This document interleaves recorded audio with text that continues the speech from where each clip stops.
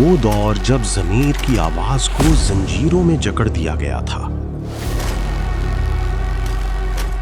اور مکہ کی فضاؤں میں صرف طاقتور کا قہقہا گونجتا تھا۔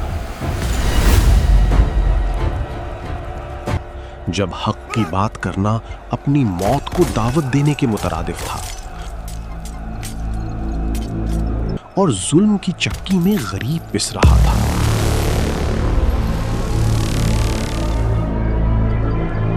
لیکن تاریخ گواہ ہے کہ جب اندھیرا اپنی حد کو چھوتا ہے تبھی حق کا سورج طلوع ہوتا ہے۔ اس مرد جری کی داستان سننے کے لیے جس کے نام سے باطل کے ایوانوں میں لرزہ طاری ہو جاتا تھا، وہ جس کی تلوار ذوالفقار نے کفر کے تکبر کو خاک میں ملا دیا اور جس کا علم کائنات کے اسرار کا امین بنا، آج کی یہ کہانی اس شیر خدا کی ہے جس نے تاریخ کا دھارا ہی موڑ دیا۔ عرب کی وہ تپتی ہوئی ریت گواہ تھی کہ انسانیت سسک رہی تھی۔ ظلم کرنا ہماری خاندانی روایت ہے۔ مکہ کے سرداروں نے اپنے تکبر کی بنیاد پر غریبوں کا جینا محال کر رکھا تھا۔ سود کا بوجھ، نسل پرستی کی آگ اور کمزوروں پر ہوتے مظالم نے فضا کو بوجھل کر دیا تھا۔ اب میرا قرضہ پورا ہو گیا ہے۔ میں 5 سالوں سے جو کماتا تھا آپ کو دیتا رہا ہوں۔ یہ سوڈ کا سونا ہے، یہ ایسے نہیں اترے گا۔ ایسے میں جب نبوت کا نور چمکا تو سب سے پہلے جس جوان نے اس نور کی تڑپ کو محسوس کیا وہ علی ابن ابی طالب تھے۔ وہ صرف ایک نام نہیں تھے بلکہ وہ اس انقلاب کا پہلا سپاہی تھے جس نے آنے والے وقت میں دنیا کا نقشہ بدل دینا تھا۔ ان کا بچپن مکہ کی ان گلیوں میں گزرا جہاں ہر طرف بتوں کی پرستش تھی،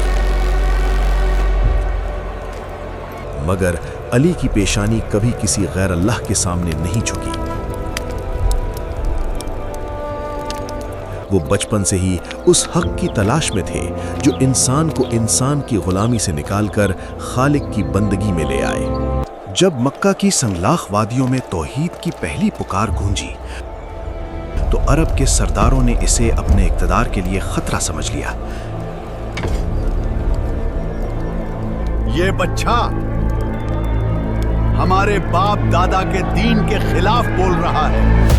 اسی کشمکش کے دوران وہ تاریخی دن آیا جسے دعوت ذوالعشیرہ کہا جاتا ہے۔ قریش کے بڑے بڑے تجربہ کار، سفید ریش سردار اور روبدار لوگ ایک محفل میں بیٹھے تھے۔ ان کے چہروں پر تکبر تھا اور دلوں میں عناد۔ جب رسالت مآب صلی اللہ علیہ وسلم نے حق کی آواز بلند کی اور پوچھا اس کٹھن راستے میں کون میرا بوجھ اٹھائے گا، تو پوری محفل پر ایک خوفناک خاموشی چھا گئی۔ کسی تجربہ کار سردار کی ہمت نہ ہوئی کہ وہ وقت کے دھارے کے خلاف کھڑا ہو، لیکن اس سناٹے کو ایک نو عمر لڑکے کے اٹھنے اور اس کے پرجوش الفاظ نے توڑ دیا۔ یا رسول اللہ، اگرچہ میں عمر میں سب سے چھوٹا ہوں لیکن میں آپ کا ساتھ دوں گا۔ یہ آواز علی ابن ابی طالب کی تھی۔ بظاہر یہ ایک معمولی واقعہ لگتا تھا۔ مکہ والوں نے اس وقت اس کم عمر جوان کو دیکھ کر مذاق اڑایا، طنزیہ کہے لگائے اور انگلیاں اٹھائیں، لیکن انہیں علم نہیں تھا کہ تاریخ ان کہکہوں کو بہت جلد حسرت اور عبرت میں بدلنے والی ہے۔ آسمان والے جانتے تھے کہ یہ وہی ہاتھ ہے جو آگے چل کر خیبر کا وہ آہنی دروازہ اکھاڑے گا جسے پوری فوج مل کر بھی نہ ہلا سکی۔ علی کی وفاداری کا بے مثال سفر اسی دن سے شروع ہو گیا تھا جہاں انہوں نے اپنے بچپن کی معصومیت کو حق کے عظیم مقصد پر قربان کر دیا۔ وقت گزرتا گیا اور حق کی شمع مکہ کی تاریکی کو چیرنے لگی تو دشمنوں کا غصہ جنون میں بدل گیا۔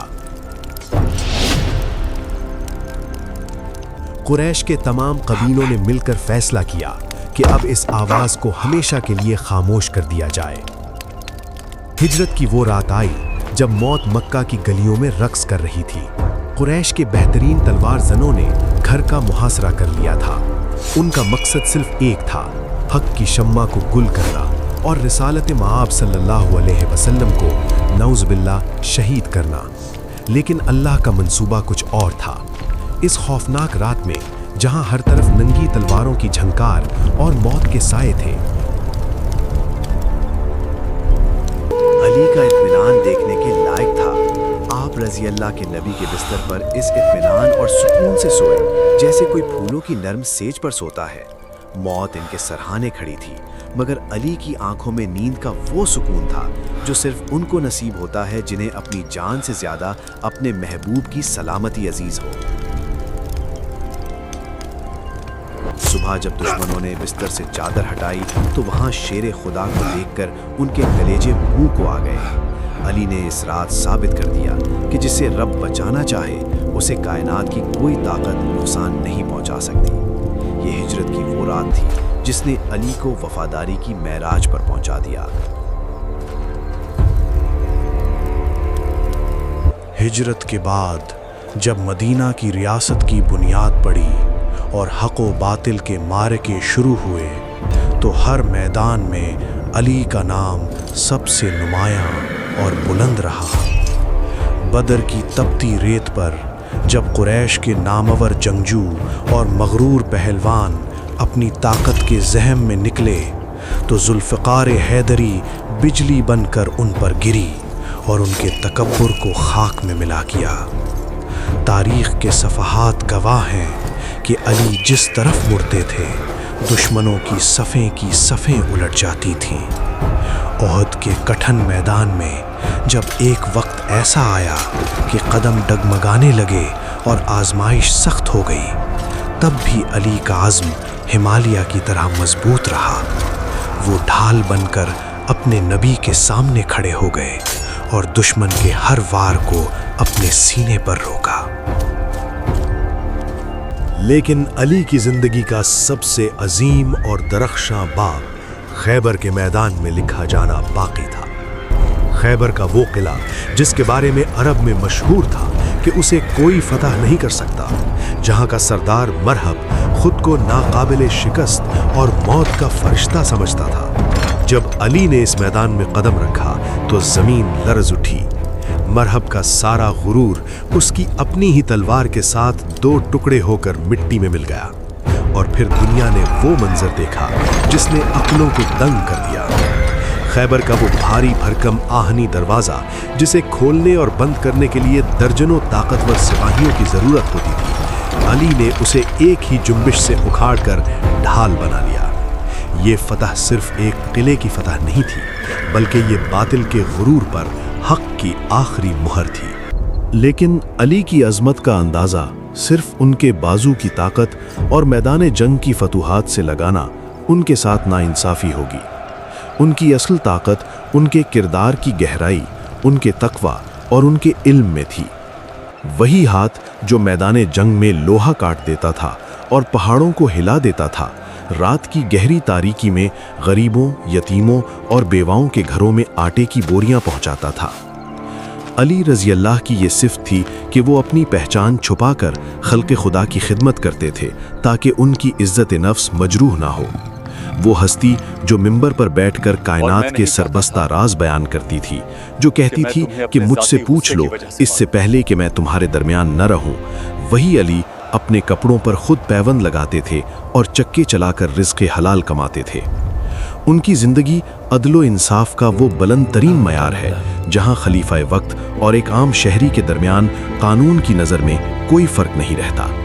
وہ باب العلم تھے، علم کے اس شہر کا دروازہ جس کا راستہ کبھی کسی طالب حق کے لیے بند نہیں ہوا۔